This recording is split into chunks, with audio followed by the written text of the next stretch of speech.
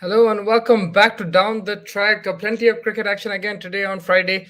Let's start off with the Big Bash League. Perth Scorchers are the new champions. They've won another title now in the Big Bash. Excellent performance from them. A lot of COVID confusion there in Australia, but I think They've won sorry another about title now in that. the Big Bash.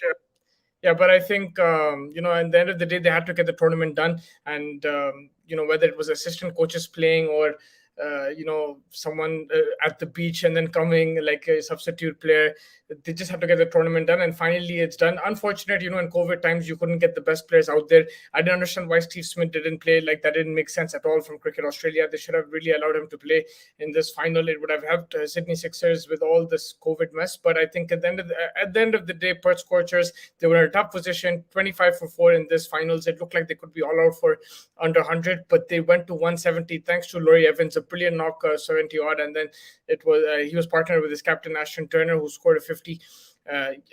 From a position where they could have lost the tournament, lost the finals, to a winning total of 171. At the end, it looks like a one-sided game, 79 runs. Win margin, and Sydney Sixers getting all out for 92. It could have easily been Perth who got out for 92 as well. So you have to give the batsman credit where it's due. And yes, it was a one-sided final in the end, but that's not how it started. Especially if you saw the first few overs, it was all Sydney Sixers in that match, in that particular final. Yeah, at the end of the day, I think the Cricket Australia would want to sit back, and the organizers of the Big Bash will want to see how they can make this a better tournament. I felt that Australians itself, the big Australian players who don't play, that's a huge loss, because if you look at the PSL, you have the top Pakistani players playing. If you look at the IPL, you have the top Indian players playing. Even the CPL, you have the top West Indies players playing. So you really need your country's players. Even if you don't have Indian or Pakistani or other countries' players playing, you need at least your country's players playing. And I think that's a big loss for the Big Bash. And that's why when Steve Smith was available, I found it a bit ridiculous that he didn't play. But yeah, I think there's some things they have to look at, even with COVID, with the protocols and everything. Is it better to postpone the event? Is it do you have backup options? Do you increase the strength of increase the number of people in your squad? There's a lot to think about. At the end of the day, at least congratulations, they finished the tournament. They have a winner, and now they can look forward to next year. And hopefully, the COVID situation gets better, because there's not much you can do as well as an organization. Like, it's difficult to handle things in this new world. I know a lot of people say you have to move on, but it's not as easy as it sounds. There's still a lot of cases rising, and the situation is still a bit tough. So I think congratulations to them for at least completing the tournament, and congratulations to the Port Scorchers. A magnificent win, because like I said in the beginning of the game, they were in a very precarious position. And then now moving on to the PSL today, it was the Multan Sultans versus Peshawar Zalmi. Sorry, not Multan Sultans, Quetta Gladiators versus the Peshawar Zalmi. And Quetta were putting to bat. They got off to a flyer. Excellent batting by their openers. Will Smeed from Somerset, and Arsene Ali got off to a flyer. They're batting really well, finding the boundaries. They made use of that new ball. They made use of the power play, and they continue to bat well. If you see Arsene Ali, 73 of 46 balls, 8 fours and 3 sixes. Will Smith, 97 of 62. 11 fours and 4 sixes. He was very impressive, was Will Smith. His aerial shots, finding the gaps, very good against the short ball on the leg side. Even on the offside, he was cutting the ball well, hitting straight as well. Very impressive performance from him. And I felt that Quetta could have got past 200, because if your openers give you that kind of start, then you really need to capitalize. You had a 155 run partnership, so 155 for no loss. You expect your team to go past 200 at least, 215, 220. I understand there's only 5-6 overs left. It's tough for the new batsmen, and that's why you have to give credit to Peshawar. I think they got things back really well. A lot of their bowlers were expensive, but I felt Usman Khadir, the pick of the bowlers, 4 overs, 20 runs, 2 wickets, and what a signing he's been. And it shows that, like, on these wicket spinners, it really can be wicket taking and can cause problems for the opposition. So great stuff from him. When everyone's going plus 10 and you have an economy of 5 and you picked up 2 wickets, that's what you want. And he was the difference in the end. Of course, we talk about the Peshawar batting, but bowling wise, they could have easily conceded 200 plus, and this is where you have to credit Usman Khadir. Quetta would be a bit disappointed that the new batsman couldn't capitalize, or maybe Will Smith didn't get to his 100. He could have maybe hit a few more boundaries, but this is cricket. This is what happens, and sometimes chasing in T20s, you do have that benefit of what the target is. Whereas the Quetta openers didn't know exactly what's a good target. They were going at a good pace. It wasn't like they were slow or anything like that. Sometimes it is tricky when you're setting a target in subcontinent conditions, and when dew is readily available. If you look at the second innings, I felt that Quetta started off really good with the ball. They were bowling pretty well. Sohail Tanvir was excellent in his first few overs. Mohammad Nawaz, he was expensive, but he tossed the ball up. He picked up wickets, and Peshawar in trouble, especially after Haider Ali got out. But then that partnership, Shoaib Malik and Hussain Talat, Shoaib Malik playing anchor and Hussain Talat playing the aggressor, it was a typical counter attack and very well balanced, because it wasn't both batsmen going at it. And credit to Shoaib Malik, is such an experienced guy. He knows exactly when to accelerate and when to play second fiddle. For the captain, he is captain right now with Wahab Riaz missing. For the captain, to understand the situation and let his younger partner go for it, and take it to the opposition. You have to give credit to Shoaib Malik there, and then Hussain Talat for executing. He was very strong on the leg side. I felt that sometimes they're a bit too straight to him, but he made use of that. Very strong through the onside, whether it was the flick or the pull. Excellent batting from Hussain Talat. And in the end, his 59 or 29 balls, 5 fours, 2 sixes, it won Peshawar the game. There's still work to do after he got out, and Shoaib Malik showed his experience. He was going to run a ball and suddenly started smashing it, hit 4 sixes. He was very severe against Faulkner. He picked the slower balls with ease. I think for Faulkner, he let his team down. They were doing really well. They fought back as well after Hussain Talat's wicket. I felt Naseem Shah was outstanding. He bowled really well. Economy of 5.15. I have my co-host joining me. What's up, buddy? How are you? I'm doing well, thank you. I was just giving a summary of the PSL game, and Peshawar batting really well. Shoaib Malik showing his experience, and excellent from Hussain Talat as well. And chasing, when there's dew around, you don't really know, because Quetta 155 for 0. They ended with 190. I thought they could have got past 200, but you never know when dew is around in these conditions. It's tricky to bat first sometimes, especially in T20s in the subcontinent. Absolutely, I agree 100%. I think the fact that after that phenomenal start, they were not able to get on that 220 to 30 mark, which would have been the ideal score. And then when the dew really kicks in, it's always hard. We've seen it in Indian conditions as well. Batting first always gets tricky. I think you have to go above and beyond when you're batting first. You have to put pressure from ball one in the second innings only, then you have some scope. But I think, like you said, Shoaib Malik, fantastic batting, comes in and really, takes the game away from the other team. It was just fantastic by Shoaib Malik. Yes, there are things that we can talk about first innings, second innings, but I think at this point in time, we should just applaud that Shoaib Malik innings and move on from there, I think. Yeah, I think the fact that he also supported Hussain Talat first, like he played anchor, he didn't go for the shots, and then as soon as he got out, they still needed 10 runs per over, and then that's when he accelerated and smashed Faulkner. Man, Faulkner really needs to stop bowling the slower balls. He has to change it up a bit. Now his slower balls become a stock delivery, and his change-up is the quicker one. I don't understand. Yeah, I think when back in about 6-8 years back, I think even 2015, I think Faulkner was one of the most sought-out players. He's gotten some big IPL contracts as well in the past from Rajasthan and stuff like that. But I think it's fair to say I think the best is behind him. It's now a matter of kind of just trying to use the experience, and I think he's doing a poor job of that. I think being a little bit more smart with your bowling, you could lose a few yards of pace, but I think if you're smart, then even a Brett Lee can stop 8 runs of 6 balls even at that age. So I think it's about being smart at this point in time. So hopefully he learns from that, and if he wants to continue playing for a few more seasons, I think he really needs to look into the way he's bowling now. Yeah, 100%. And I also mentioned that Perth won the Big Bash, so yes, Mitchell Marsh. They're in a very tricky position, 25 for 4, and Ashton Turner and Laurie Evans, crazy partnership. And you know what's crazy? Your boy Rashid Khan tweeted, I think, a while ago that you have to watch it for Laurie Evans. You have to watch for Laurie Evans. And today I understood why he was saying that. I didn't know exactly, but. Some exciting talent coming out. Some unknown players. Some assistant coaches as well playing. Keeping as well. So the situations have just gotten so quite crazy. You and me, we've been doing a lot of research on trying to get players for things. Someone like a Laurie Evans is probably definitely one of those guys who's going to get a contract and stuff like that. But obviously, it gets so hard for these teams. It just shows, when we are sitting and talking about this new talent that comes out every now and again, to kind of being able to track them and then bring them in and inculcate them into teams is quite something. It's a phenomenal business, so to say. It's always fun to see that, and it's good in this day and age for new talent to come in and show themselves, because there's so much availability, there's so much chance for people. Like, you do well in the Big Bash, you have the chance of a PSL, you have so many other franchise crickets going on, and obviously the IPL is the cream de la cream. So at that point, if you get an IPL contract, then you really are in the next level of things. So it's always nice.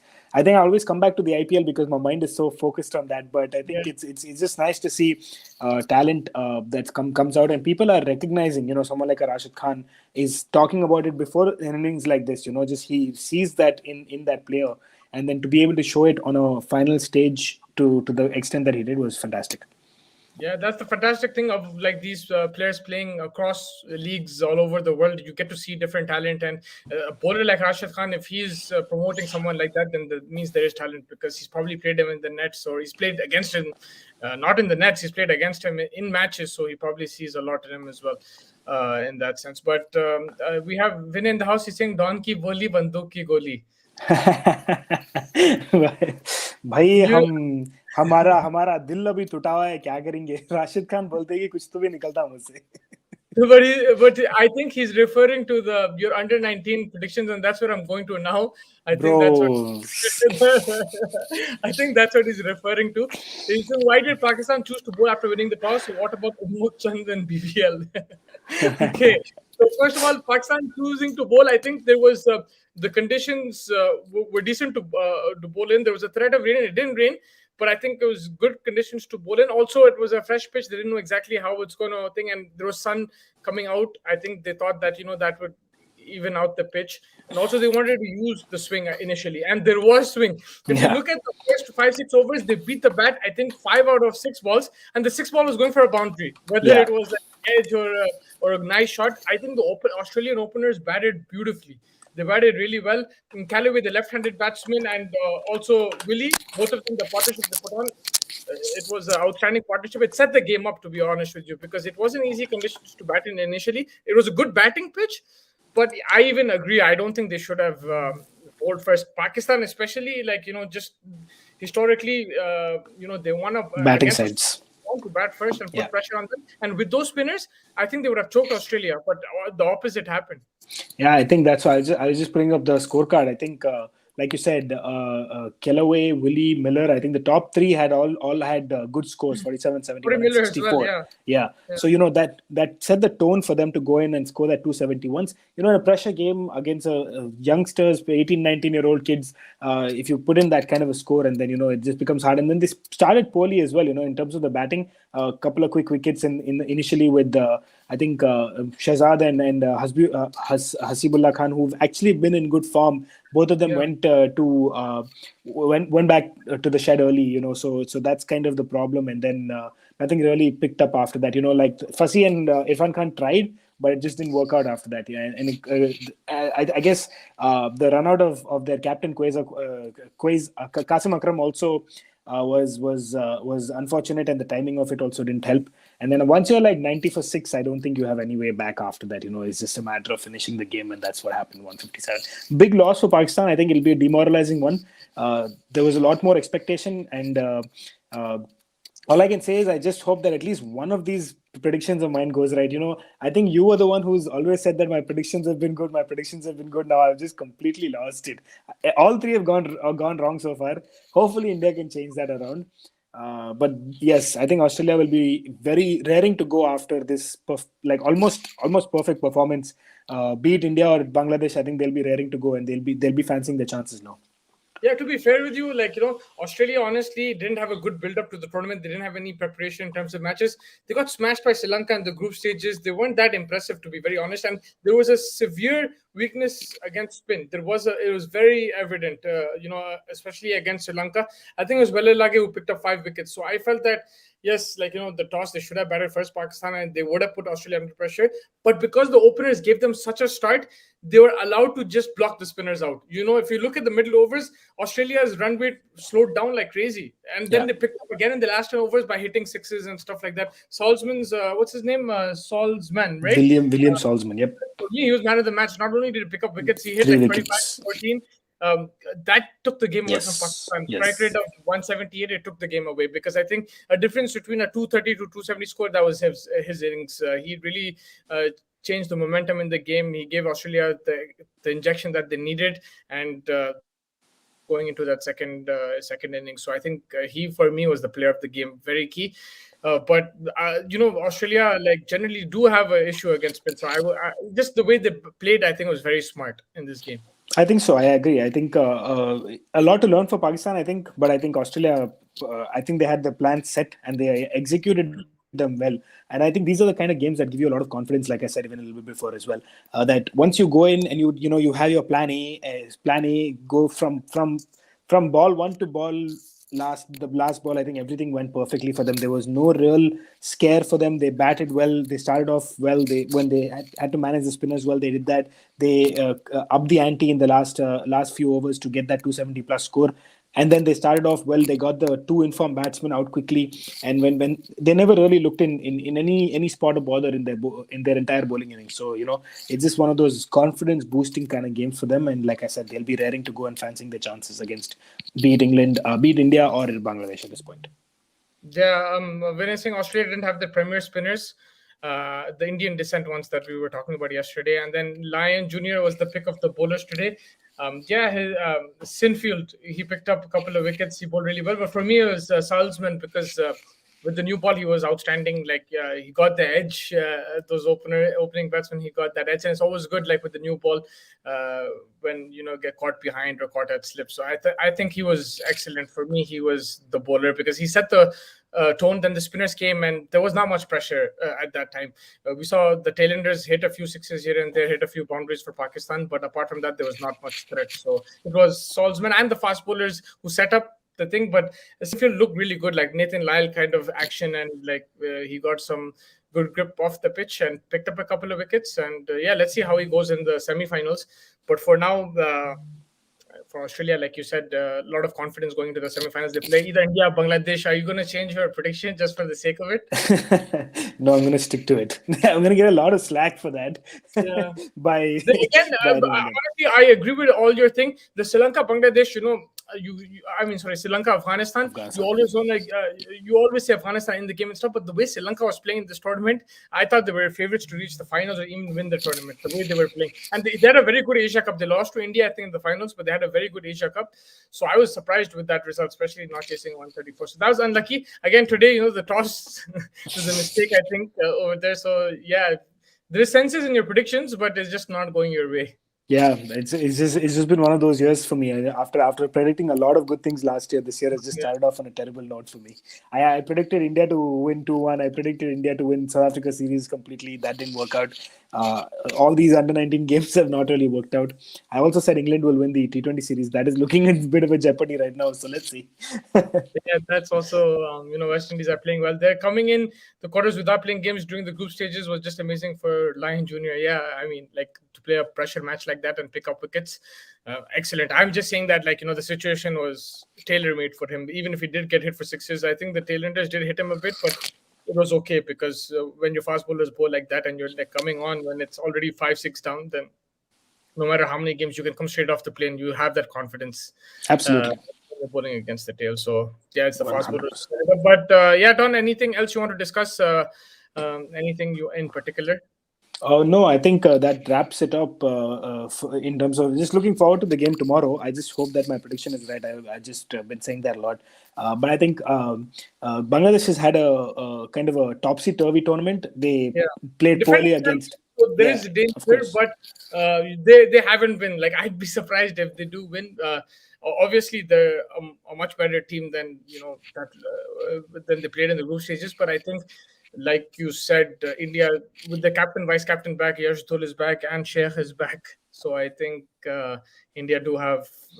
But they lost the stand-in captain Nishant to Yeah, COVID. So it's kind of unfortunate. These things will. I just hope. I don't know when it's going to be, but I think this is something that we have to start living with, and I have those extra backups be kind of ready at this point in time. I think it's a lesson for the future tournaments, also for the foreseeable future at least, that they need to have a good squad of players in case a couple of them would have happen to quarantine because of COVID. The others should step up and be able to not put the quality of the game down, of the team down yeah. at that point in time. So these It's are things I think unfortunate they learn. in the Big Bash. That was I was just saying before you came on. It's so unfortunate. Like credit to them that they finished the tournament, but that's not the way they wanted to do it. First of all, I think the Big Bash, the biggest disadvantage is that Australian players don't play most of the tournament, Yeah, right? yeah. The Warner Smith and these guys. I think that's the biggest disadvantage of the tournament. And then on top of that, you have this COVID issues. You have assistant coaches coming and playing. It's just not working for them. And I think the length of the tournament is also too big. I think Peter Siddle was talking about it. It's extremely long tournament. I think if they can find a 3-4 week window and really focus on only the BBL at that time, I think that they'll do a lot better, and more big players can come in. Their current Australian starting 11, so to say, can also be a part of it. So it would be nice to kind of see that. So I think a little bit of thinking needs to be done by Cricket Australia over there. yeah, no, 100%. Vinay Singh Don is against India since Ganguly took over. Don against India since bro, I'm actually biggest India supporter. I just, yeah, I think Ganguly is not really changed. He's not Under, doing as under much. under his regime, the politics have continued, and now it's reached. Increased. It's reached a peak now.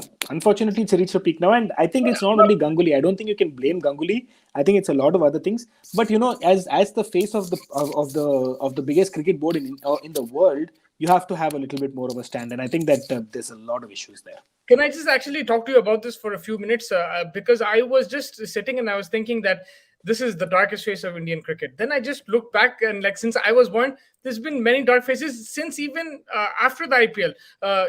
Okay, let's just look just before the IPL, the 2007 50 over World Cup. That was a dark phase, but then that was overturned with the T20 and then the World Cup, then the IPL itself as well.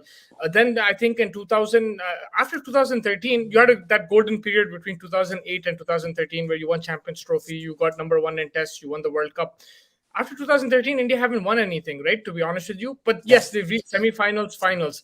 But then you had that odd group stage knockout, whether it was the 2009 T20 or 2010 T20 World Cup. You've had group stage knockouts there as well. So it's and politics was there as well, and I think that's the problem with Indian cricket, because there's too much at stake. There's too many stakeholders. There's so much money involved. There's always going to be politics, and that always takes something out of the team because they're not going to live to their potential. This Indian team should have been what Australia was when we were growing up in the 90s and 2000s. Absolutely, I completely agree. I mean, the phase back in that the unfortunate Mohammad Azharuddin incident. That was the first time we really started watching cricket. Back in the late 90s was that Azharuddin incident. Ajay Jadeja, Azharuddin, all these guys were involved in scandals and stuff like that. Unfortunately, that's the first scandal that I remember of Indian cricket. And then there were a few good years where Ganguly took over as captain and things started to move. You win that NatWest trophy, that Saurav Ganguly thing. Then unfortunately after that, things started to slide a little bit. That Greg Chappell fiasco started to happen, and then all these big players, Yeah. and then of course the 2007 World Cup just didn't go in their favor at all, and then that got overturned. As soon as the IPL came in, that Nirav Modi, or whatever that Modi guy's name is, Lalit Modi, I think it was, that big Lalit Modi scandal. Yeah, Lalit Modi scandal happened. I forgot Nirav Modi kate.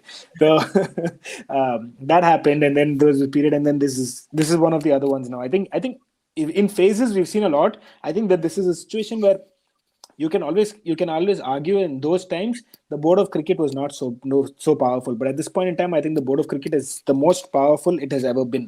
I think it has overtaken all the other boards by a big margin, and it's almost to the point where ICC almost listens to the BCCI. There's almost a window now available for the IPL. No other board can say anything to that. I think from March 27 till May 27th, no cricket is played because everyone's focusing on the IPL. So if you have that much going for you, I think a little bit more is expected off of you to these are small, minute fixes. They just need these leakages should stop. There should be a little bit of more consistency and a little bit of more calmness in the thing, and that's all you need. You can do whatever you want behind the grounds, but if it comes out in the open like it has now, you need to fix that. And now with Ganguly and Jay Shah apparently are being there's looking for successors. I think it's a big decision how they play that now. But you know, the thing is the people who are involved, right? The people who are, let's just say, the board themselves, right? We don't know if, like, if they're interested in just winning and success, because the thing is, now it seems to me like indirectly that, sometimes with all these leaks, I don't know who's leaking, you don't know who's leaking, but there's like, we've already discussed this, that there is a source within the BCCI who comes out with leaks, whether it's team news leaks, whether it's Virat Kohli versus Rohit Sharma leak. How did Yeah, we know about that? How do me and you know about, there's a leak, right? exactly. So whether it's Virat Kohli stepping down as T20 captain, then the one-day captain thing that he's been stripped, all this information is going out from the board. So unfortunately, right now, within the board itself, there's not one goal. So when that is not going to happen, you might still win tournaments outside, but overall your cricket won't be consistent. Look at Australia when they were at their peak. Even now, they're not at their peak, but their goal is always to win. They don't care. Yeah, yeah, They I don't care agree. if Yeah, they want to win. Of course, they had issues in the past. It's not like they're clean either. They've had issues in the past. But when your goal is to win, generally you're in that thing. But right now, because there's so many interests, so much money involved in everything, they don't have the same goal. I think everyone involved in decision making. absolutely. I think it's because of the fact that it's become uncontrollably big. That I think that these leaks are happening. I think someone needs to come in and really, steady the ship. Plaster the leaks. We thought that would It's be not. Saurav Ganguly. That's what we thought. Unfortunately, it didn't work out. Maybe you don't need a personality like Saurav Ganguly. But Maybe then you need no, someone. then it's not. Then it might not be that. Then it might just be that whoever is involved, they don't have that power. Yeah, I agree. I don't think Ganguly is fully to be blamed at this point as well, because he's become a little bit of a puppet. Unfortunately, with due respect to Saurav Ganguly, I think a lot of the people behind the scenes are taking a lot of control, and I think that he's obviously, because he's the face, he's becoming the bad person. But it's not necessarily only him. He's probably just being told to do something, and then he's not doesn't have much control over it. But Saurav Ganguly, we know Saurav Ganguly. He's a proud man. I don't think the kind of discussions between Virat and Saurav Ganguly, the way that kind of played out, Saurav Ganguly saying certain things and then Virat saying certain other things, it just doesn't bode well, for someone like as proud as a Ganguly who's been honest all his life. The Greg Chappell incident, all these kind of incidents, he's been very honest about all of that. So don't think it's only Saurav Ganguly. I think he was told to say something like that to just kind of weather the storm, but it didn't work out very well, unfortunately. Yeah, it didn't work out. But yeah, let's see how that goes. I think now all eyes will be on the IPL. Even Yeah. when you look at India, West Indies, everyone's gonna. Of course, if India win, you're gonna say that that was expected. If they lose, then there will be A lot of questions talk. asked. But I think everyone will be looking at performances from an IPL point of view. To be honest with you, I so, agree. I think it's all about the IPL. As soon as it's the turn of the year, it's always about the IPL always. we criticize it so much, but then we fall for that trap. We also Bro, I involve. never criticize IPL, bro. IPL is like life. No, For I me, it's criticize it in terms of players' performance. I think it's hampered. Like having IPL just before a World Cup, I think it does affect the players. Like 100%, 100%, I 100%. criticize it in that way. I don't know if you think For that. me, for me, for me, just IPL, the drama around the IPL. There's a lot of discussions about IPL shouldn't be held at a certain time. This that everything is great, but for me, when the IPL is going on, I'm fully focused on the IPL. I think for me, IPL is as important as India winning the World Cup. And Sunrisers winning is as important as India winning the World Cup. I keep it at an equal It's pedestal. like that for you, huh? Yeah, it's a questionable judgment from me, but that's how I keep it. Yeah, and I can see that with all the excitement with the auction. So we'll definitely bring everybody, the latest from that, and we'll also do. I mean, you've been working really hard in trying to make sample teams, sample 11s, let's say, and then let's see how that goes. You're working hard on it, and once we get closer to the time, we'll focus more on the IPL. Who do you think will be the most expensive by this auction? Shreyas Iyer. There is a year. I think I'll just go Ishan Kishan just to be different. Ishan Kishan. It's a good choice. It's a good shout. It could go either way, but I'm just saying it for. Yeah, I think also it'll be Shreyas Iyer to Punjab, in my opinion, because Punjab has the biggest purse to But play you with. opened my eyes a bit that Mayank Agarwal might be their captain, so that's why otherwise I was 100% sure shot that Shreyas Iyer will go to Punjab, but Yeah, but that's the thing. I still think that someone like a Shreyas Iyer only a Punjab can afford, because the price will go high for him. Unless it'll be shock. I'll be shocked if he goes less than 10 CR. That's what I think. I'll be extremely shocked if he goes less than 10 CR. but someone can do a smart thing. What the problem with the IPL also, it becomes is the timing of when a player comes. Let's say, for example, a Nishan Kishan comes before a Shreyas Iyer, and Punjab has gone all out for a Nishan Kishan. Then suddenly Shreyas Iyer they can't afford two $20 20 crore 15 20 crore Right. players. So they'll have to be a little bit more smart in that way. So those are the things that will become very tricky. Timing of player. Let's say you want your first choice of an all rounder is, let's say, a Washington Sundar, but he comes probably fourth or fifth in the list. So you're already bidding for someone, and if you get someone, then how are you going to manage? Those are the Hmm. tricks and of the trade that only in the auction. That's why we see so many surprises in the auction, because Yeah. you can never really tell. I can sit here, I can put 2 days of work, create all sample 11 teams, and it's going to go completely ulta, because in the heat of the moment over there, and in your A B C, and when the player comes, what happens, that's completely different situation, right? Yeah, and plus, we always talk about the other team trying to up the rate of the player, just so that then they can't the team can't go and bid for other players.